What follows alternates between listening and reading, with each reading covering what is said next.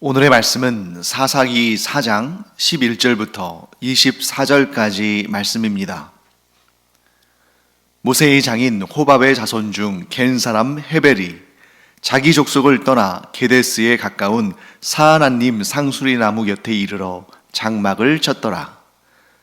아비노함의 아들 바락이 다볼산에 오른 것을 사람들이 시스라에게 알림해 시스라가 모든 병거 곧 철병거 900대와 자기와 함께 있는 모든 백성을 하로셋 학고임에서부터 기손강으로 모은지라. 드보라가 바락에게 이르되 일어나라, 이는 여호와께서 시스라를 내 손에 넘겨주신 날이라. 여호와께서 너의 앞서 나가지 아니하시느냐 하는지라. 이에 바락이 10,000명을 거느리고 다볼산에서 내려가니 여호와께서 바락 앞에서 시스라와 그의 모든 병거와 그의 온 군대를 칼날로 혼란에 빠지게 하시매 시스라가 병거에서 내려 걸어서 도망한지라. 바락이 그의 병거들과 군대를 추격하여 하로셋 학고임에 이르니 시스라의 온 군대가 다 칼에 엎드러졌고 한 사람도 남은 자가 없었더라.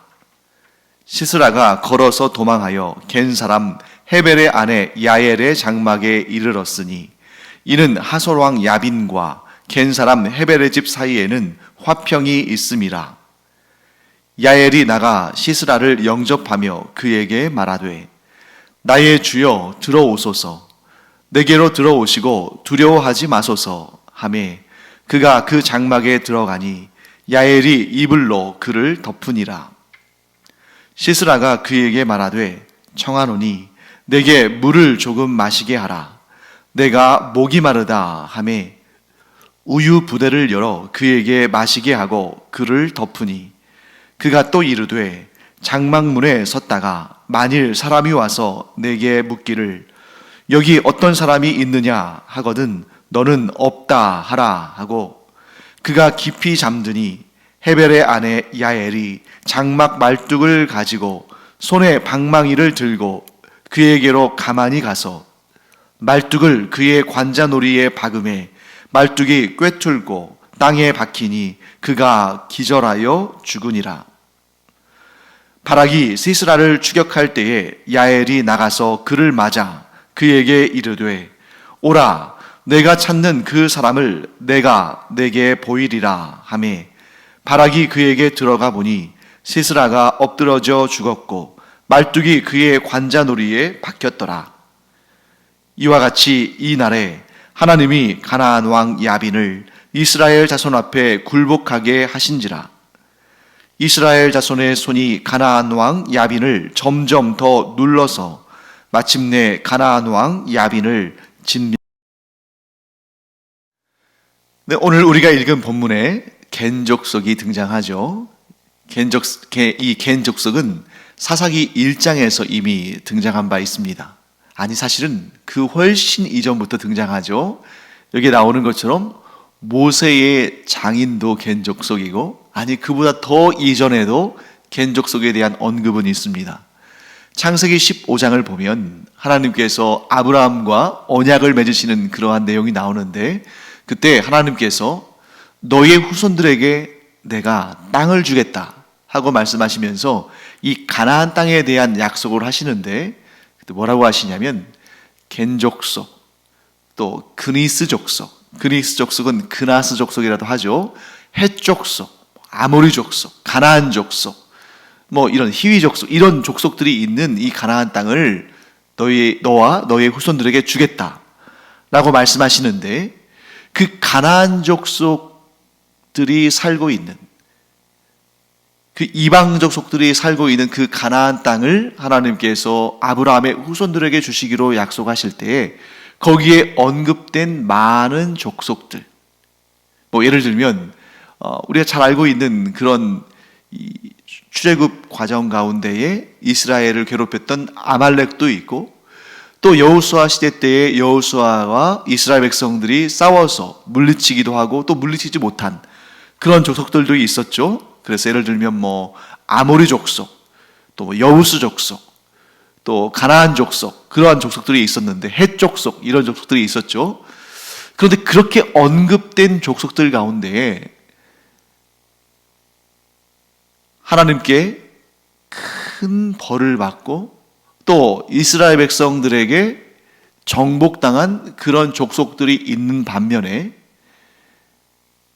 겐 족속과 그니스 족속 또는 그나스 족속이라고도 하죠. 이 족속은 상대적으로 은혜를 얻습니다. 그래서 겐 족속도 그렇고 그니스 족속도 그렇고 상대적으로 은혜를 얻어요. 그 이유가 무엇일까? 아마도 그들이 하나님을 인정하는, 그러니까 아모리 족속이나 헷 족속이나 가나안 족속이나 아모리 족속 또 아말렉 족속 이런 족속들은 하나님을 인정하지 않았기 때문에 그들이 하나님의 엄청난 진노를 사게 되고 결국 그들이 자신들의 땅을 빼앗길 뿐만 아니라 이스라엘 족속들을 섬기거나 혹은 멸절당하거나 하는 그러한 고난을 겪었죠. 하지만 이 겐 족속, 모세의 장인의 후손들이죠. 이 겐 족속, 그 다음에 그나스 족속 혹은 그니스 족속, 이들은 갈렙의 같은 종족이기도 한 것이죠. 그래서 하나님을 향한 그들의 반응이 어떠냐에 따라서 그들의 운명이 갈리는 그러한 모습을 또 우리가 보게 됩니다. 그리고 오늘은 겐 족속, 특별히 모세의 장인과 같은 족속인 이 족속이 또 한 번 소개가 되는데, 오늘 본문에서는 모세의 장인의 이름이 호밥이라고 등장하죠. 모세의 장인을 아주 다양한 이름으로 불렀던 것 같습니다. 그래서 가장 많이 알려진 이름은 이드로, 또 르우엘이라고도 하죠. 또 오늘 이 사사기 4장 본문에는 호밥이라고도 언급이 됩니다. 다 동일 인물이에요. 이 모세의 장인이 이스라엘과 모세에게 굉장한 은혜를 베풀지 않습니까?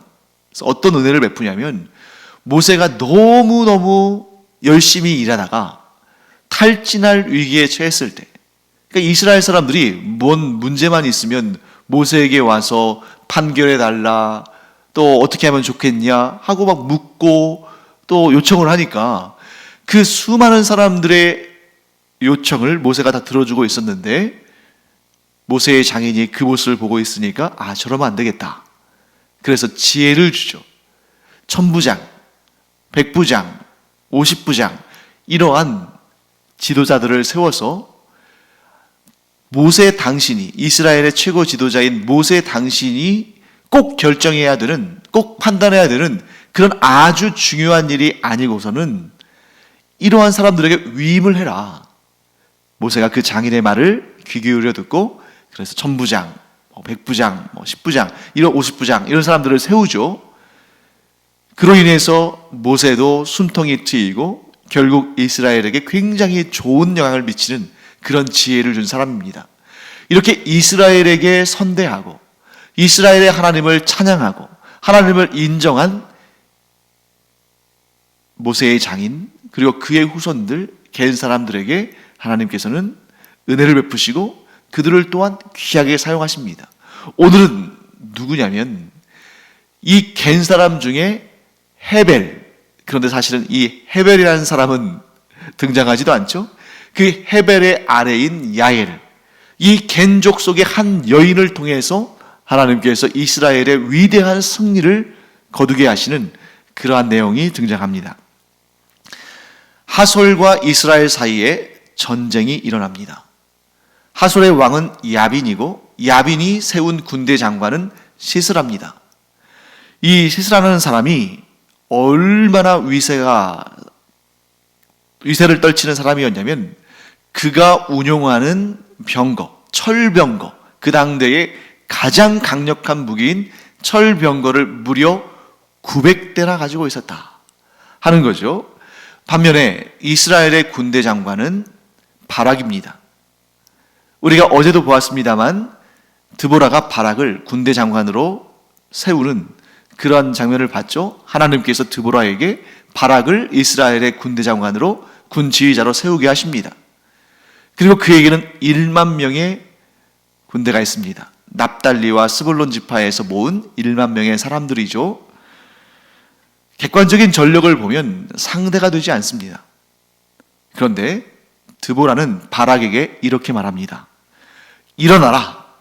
이는 여호와께서 시스라를 내 손에 넘겨주신 날이라. 여호와께서 너의 앞서 나가지 아니하시느냐. 인간적으로 보면, 객관적으로 상황을 주시해 보면 말이 안 되는 거거든요. 하솔의 그 군대에, 시스라의 그 군대의 힘은 강력하고 이스라엘은 그 앞에 너무나 나약합니다.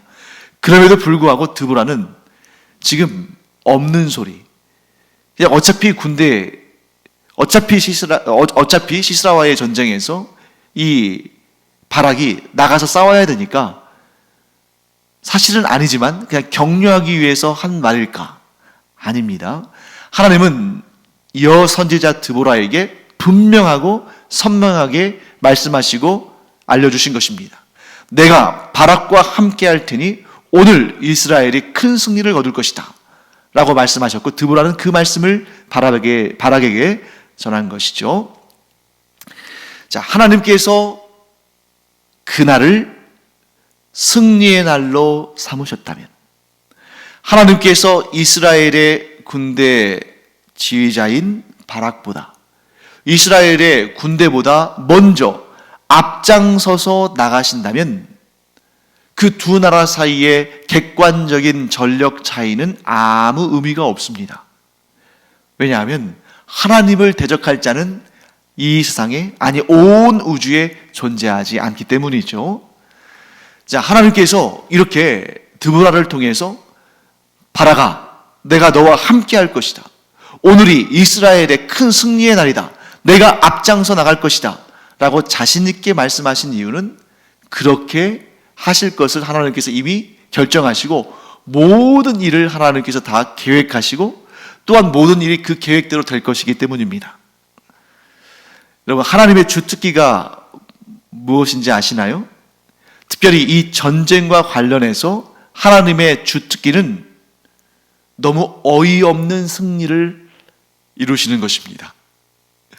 예를 들어서 하나님께서 이스라엘과 그 대적되는 군대 사이에 아주 치열한 전쟁 끝에, 정말 서로 죽고 죽이는 그런 치열한 전쟁 끝에 극적인 승리를 거두게 하신다면, 아마 이스라엘 사람들은 이것이 하나님이 주신 승리가 아니라 자신들이 열심히 싸워서, 일당백의 정신으로 열심히 싸워서 승리한 거라고 생각할 수도 있을 것 같습니다.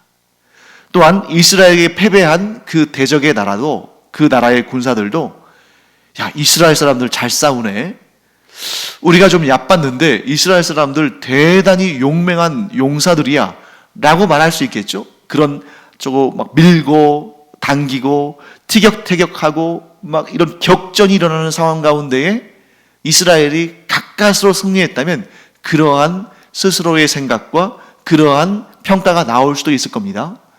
그런데 하나님께서는 그 전쟁이 사람의 힘에 달려있는 것이 아니라 하나님의 역사로 말미암아 승리한 것이라는 것을 알리시기 위해서 아주 즐거이, 아주 자주 사용하시는 방법이 있는데, 너무 어이없는 승부. 채 싸워보지도 않으면서 전쟁의 승리가 결정되는 그러한 결과를 하나님께서는 자주 사용하신다는 것입니다. 오늘 이 하솔과 이스라엘 사이의 전쟁, 바락과 시스라 사이의 전쟁도 마찬가지죠. 누가 봐도 객관적으로는 하솔의 군대가 월등히 강한데 이스라엘 군대가 칼 한 번 제대로 사용하지 않은 상태로 승부가 결정이 되어버립니다. 어떻게 되냐면, 이 강력한 하솔의 그 전차와 그 병거와 군인들이 서로 자기들끼리 싸우고 다투고 찌르고 치고 하다가 그들 가운데에서 완전히 정신없는 상황이 생긴 것입니다. 성경의 표현대로 하면 그들이 칼날로 혼란에 빠지게 되었다. 그러니까 자기들끼리 찌르고 다투고 치고 하다가 결국 그 안에서 자중질환이 일어나서 이스라엘과 싸우기도 전에 이 하솔의 진영이 무너져 버리는 그런 일이 발생하는 것입니다. 이 하솔의 군대는, 그 군인들은, 또 시스라를 포함해서 모든 하솔 군병들은 왜 이런 일이 일어나는지 영문도 알지 못했을 겁니다. 왜 우리끼리 싸우고 있지? 왜 우리 사이에, 우리 진영 내에서 이러한 분란이 일어나지? 자기들끼리 싸우고 자기들끼리 죽이는 이런 일, 왜 이런 일이 일어났을까? 여러분, 하솔의 군대가 오합지졸이라서 그런 것이 아닙니다. 철병거가 900대가 있을 정도고, 그 하솔은 그 당대에 주변 지역들을 전부 장악하고 그들을 무너뜨리고 다스릴 정도로 강력한, 그리고 조직적인 군대를 거느리고 있었을 뿐만 아니라 그들이 얼마나 잘 훈련되고 잘 조직됐는지 그 주변에서 가장 강력한 군대라고 널리 알려져 있습니다. 그런데 어떻게 이런 오합지졸의 상황이 발생했을까? 답은 하나죠. 하나님께서 그들 가운데 분란이 일어나게 하신 것입니다. 정확한 내용은 오늘 본문이 말씀하지 않으니까 우리가 알 수 없습니다만, 자기들끼리 다투고 자기들끼리 분열하고 자기들끼리 싸우는 그런 일이 일어나게 하신 거죠. 그러니 이스라엘 백성들이 싸우기도 전에, 출전하기도 전에 이미 하나님께서 그 하솔의 진영 가운데에서 역사하고 계시고 싸우고 계시고 이미 승리하신 것입니다. 그러니 이스라엘 백성들이 뭐라고 하겠어요? 우리가 잘 대처해서, 우리의 작전이 좋아서, 우리가 일당백의 정신으로 무장되어서, 우리가 정말 용기를 내어서 승리했다, 이런 말 할 수 없는 것이죠. 또한 이 하솔의 군대도 이스라엘 군대에 공을 돌릴 수 없는 것이죠. 왜? 너무 어이없이 하솔 군대는 패배하고 너무 어이없이 이스라엘 군대는 승리했으니까. 이런 일들은 너무나 많이 있습니다. 예를 하나 더 들어보겠습니다. 주전 700년경, 그러니까 오늘날 이 시대로부터는 약 2700년 전이죠. 그리고 이 사사기의 시대로부터는 수백 년이 지난 이후입니다. 히스기야 왕 때에 이릅니다. 그때에 이 고대 근동 아시아, 이 중동 지역의 최고의 강력한 나라는 아수르였습니다. 그리고 아수르의 최고의 왕 사네립이 있었습니다. 이 사네립이 그 당대의 중동 지역을 싹쓸이를 했어요. 완전히 다 무너뜨리는 그러한 대정복의 역사를 이뤘습니다. 그 피해자 중에 하나가 누구냐면 북이스라엘이었습니다. 솔로몬 이후에 나라가 둘로 나뉘죠. 그래서 남쪽은 유다 왕국, 북쪽은 이스라엘 왕국인데, 그 북쪽의 이스라엘 왕국이 이 아수르의 사느립 왕에 의해서 무너지고 멸망당합니다. 그런데 거기서 이 사느립 왕이 만족해서 그치는 것이 아니죠. 더 남쪽으로 내려와서 애굽까지 정벌하고 세상의 패권을 차지하고자 하는 야욕을 갖습니다. 그 과정 가운데에 그 관문에 있는 나라가 바로 남유다 왕국이죠. 남유다 왕국을 무너뜨려야 이제 그것을 발판 삼아서 애굽으로 진격할 수 있는 것입니다. 그래서 이 아수르의 온 전력을 다해서 모든 강한 힘을 다 모아서 예루살렘을 포위합니다. 그래서 예루살렘 사람들이 한 발짝도 그 성 밖으로 나오지를 못하는 거예요. 그래서 사람들이 심지어 자기의 자식을 잡아먹을 정도로 그렇게 굶주린 상태에 처하고 절망적인 상태, 그 이스라엘, 그 예루살렘 성 안에 있는 사람들이 이제 우리는 다 죽었다 할 정도로 절망적인 상태에 내몰리게 됩니다. 심지어 사네립은 히스기야 왕에게 편지를 보내서, 협박 편지죠, 하나님을 모욕하고 이 이스라엘의 왕과 이 남유다 왕국의 왕과 모든 백성들을 협박합니다. 우리가 너희들 다 죽일 것이다. 그때에 그 참담한 심정으로 히스기야 왕이 그 사네립이 보낸 협박 편지를 들고 성전으로 가서 하나님 앞에 그 편지를 펼쳐놓고 간절히 울부짖습니다. 하나님, 우리를 살려주십시오.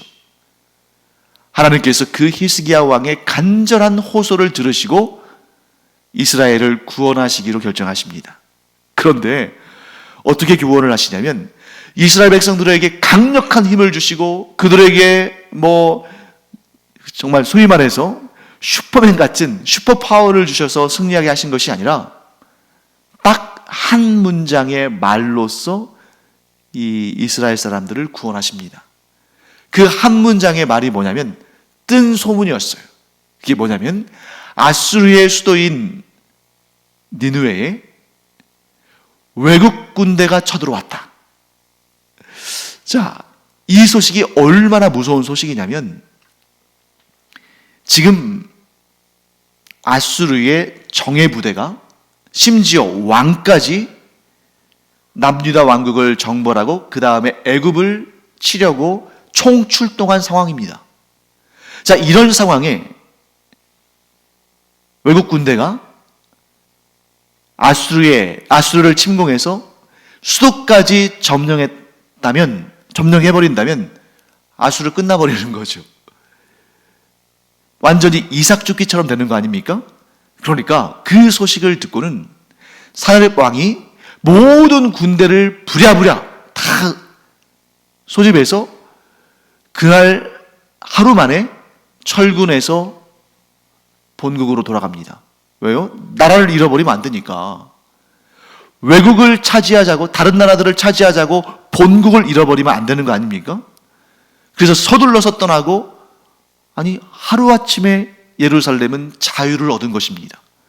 그렇게 겹겹이 에워싸던 아수르의 그 강력한 군대가 떠나버렸으니까 하루아침에 자유를 얻고 하루아침에 평화를 얻은 거예요.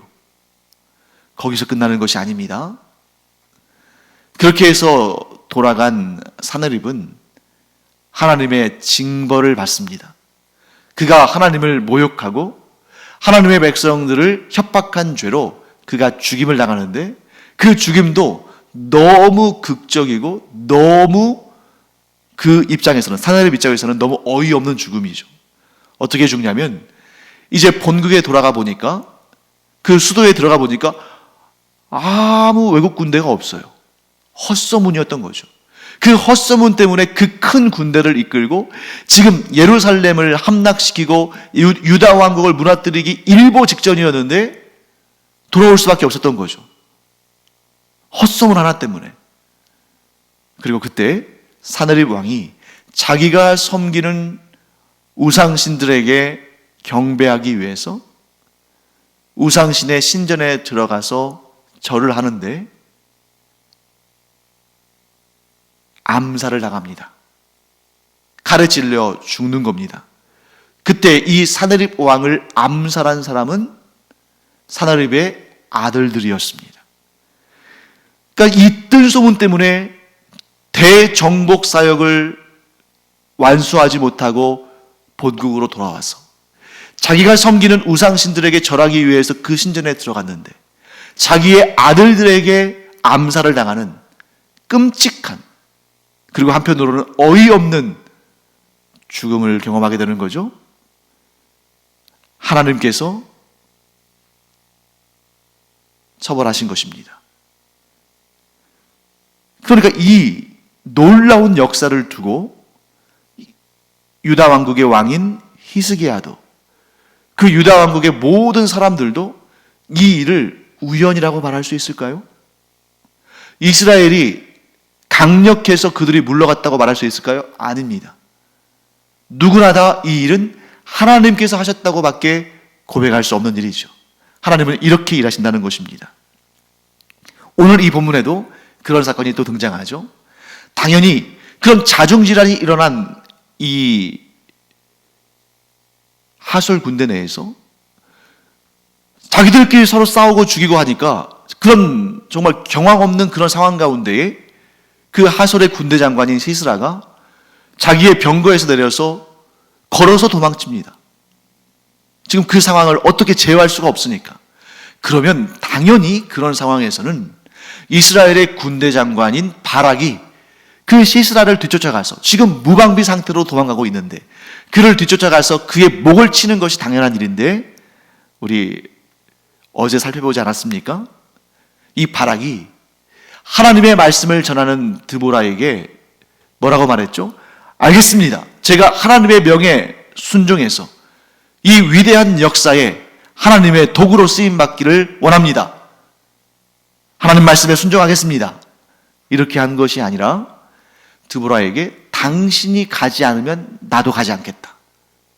하나님의 말씀에 순종하는 것보다 이 여선지, 여사사인 드보라를 더 의지하는 그러한 모습을 보였죠. 그래서 결국 드보라가 뭐라고 말했습니까? 좋다. 내가 당신과 함께 가겠다. 그러나 이 전쟁의 영광은 당신에게 주어지지 않을 것이다. 한 여인에게 그 영광이 주어질 것이다. 그 예언 그대로 누가 하솔의 군대 장관 시스라를 처벌합니까? 겐족 속의 한 여인, 헤벨의 아내 야엘이라는 여인이 이 시스라를 처단합니다. 하나님께서 시스라를 처벌하시는 그 일에 겐족 속의 야엘이라는 여인을 사용하신 것이죠. 어떻게 했습니까? 이 겐족 속은 두루두루 다른 족속들과 좀 친했나 봐요.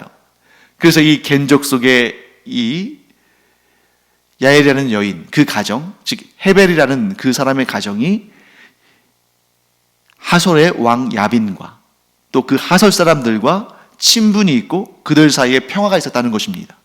그래서 이 시스라가 도망치면서 그 헤벨의 장막, 곧 야엘의 장막에 이르렀을 때 안심이 된 거죠. 그래서 그 집에 들어가서 야엘이 주는 우유를 마시고 또 야엘에게 여기 누가 있냐고 물어보면 아무도 없다고 해라 하고 이른 다음에 야엘을 믿었기 때문에 곤히 잠듭니다. 깊이 잠들죠. 그때 야엘이 장막을 고정시키는 말뚝을 가져다가 방망이로 그의 관자놀이를 꿰뚫어서 죽입니다. 그리고 그 후에 시스라를 찾아서 온 바락에게 그 시신을 내어주는 거죠. 사랑하는 성도 여러분, 오늘 이스라엘이 놀라운 구원을 얻고 놀라운 승리를 거두게 되는데 하나님께서 두 여인을 사용하셨습니다. 한 사람은 이스라엘의 사사인 드보라고 한 사람은 이방족 속인 겐족 속의 한 여인 야엘입니다. 이 두 여인, 자, 이스라엘에 드보라가 없었다면 아마 이스라엘 사람들은 용기를 내서 이 전쟁터에 나오지도 못하고 하솔의 지배를 계속 받았을 겁니다. 이 하나님께서 주시는 그런 담대함을 가진, 하나님께서 말씀하시면 그 말씀을 있는 그대로 믿고 전하는 이 여자 선지자, 이 여사사 드보라가 없었다면 아무도 하나님의 말씀을 들으려 하지 않았을 것이고 지금 그 하솔왕 야빈에게 지배당하고 그들에게 고난을 당하는 이 상태가 계속되었을 것입니다. 하지만 믿음으로 하나님의 말씀을 듣고 전하는 드보라가 있었기 까닭에 이스라엘 군대가 그 전쟁터에 나가서 하나님의 놀라우신 승리의 역사를 경험하게 된 것이죠. 또한 야엘, 그 여인이 어떠한 의도로 시스라를 죽였는지 우리가 정확히는 알 수 없습니다. 하지만 분명한 것은 그가 하나님의 편에 섰다는 거죠. 하나님을 모욕하고 하나님의 백성들을 괴롭히는 이 시스라를 야엘이 얼마든지 그의 편에 서서 그가 더 강하니까 얼마든지 자기의 삶을 더 편안하게 할 수 있고 안정되게 할 수 있고 평화를 누릴 수 있고 더군다나 자기의 남편 헤벨이 하소랑 야빈과 좋은 관계에 있었으니까 어쩌면 계속해서 그 관계 속에서 자신들의 안위를 누릴 수 있었을 텐데, 그런데 이 여인이 야빈의 군대 장관인 시스라를 처단했다는 것은 그 안에 하나님을 따르는 마음, 하나님께 쓰임받고자 하는 마음이 있었다는 것을 보게 됩니다. 결국 하나님께서는 믿음으로 반응한 이 두 여인을 통해서 정말 객관적인 전력상으로는 도무지 상대가 되지 않는 그러한 하솔의 대군대를, 그 강력한 군대를 무너뜨리게 하시고 무너지게 하시고 이 두 여인의 믿음으로 말미암아 이스라엘이 구원을 얻게 하셨다 하는 것을 우리가 알게 됩니다. 자, 여러분, 중요한 것이 무엇입니까? 남자냐 여자냐 하는 것이 중요한 것이 아닙니다. 군인이냐 평민이냐 이게 중요한 것이 아닙니다. 이스라엘 사람이냐 이방인이냐 이것도 중요한 것이 아닙니다. 중요한 것은 누가 믿음으로 하나님 앞에 서느냐. 믿음으로 하나님 앞에 서는 자를 하나님은 얼마든지 하나님의 위대한 역사에 사용하셔서 그를 통해서 하나님의 구원의 역사가, 하나님의 그 구원의 놀라운 역사가 일어나게 하신다. 사랑하는 성도 여러분, 우리에게 어떤 제약이 있고 어떤 단점이 있고 어떤 문제가 있을 수 있습니다. 그러나 드보라와 야엘을 보십시오. 드보라는 남녀의 구분이 확실했던 이스라엘에서 여성이었습니다. 야엘은 이방 족속이었습니다. 그러나 그들이 그러한 제한과 그러한 핸디캡에 굴복하지 아니하고 하나님을 믿는 믿음으로 담대히 나섰을 때 하나님께서 그들을 통해서 구원의 역사를 이루시고 놀라운 기적의 역사를 이루시는 것을 보게 되는 것이죠. 우리도 얼마든지 그렇게 쓰임받을 수 있다. 어떻게 할 때? 오직 하나님을 믿는 믿음으로 준비가 되어질 때. 사랑하는 성도 여러분, 우리가 믿음으로 하나님께 나아가며 하나님께 존귀하게 쓰임받는 하나님의 귀한 사람들 되기를 간절히 축원합니다. 기도하겠습니다. 하나님, 오늘 우리는 그 어느 누구도 기대하지 않았던, 그 어느 누구도 생각하지 못했던 이 여인들의 믿음을 통한 하나님의 놀라운 구원의 역사를 보게 됩니다. 저희도 저희의 상황과 환경과 저희들의 처지를 원망하거나 불평하는 것이 아니라 나와 함께 하시는 하나님을 믿음으로 말미암아 언제든 하나님께 존귀하게 쓰임받을 준비를 하는 저희들 되게 하여 주시옵소서. 감사드리며 예수님의 이름으로 축복하며 기도합니다. 아멘. 기도하는 시간입니다. 기도의 응답은 믿음에 있다. 믿고 기도하는 자에게 하나님은 반드시 가장 좋은 것으로 응답하신다. 이 믿음으로 오늘도 우리가 믿음의 기도하기를 간절히 축원합니다. 기도하겠습니다.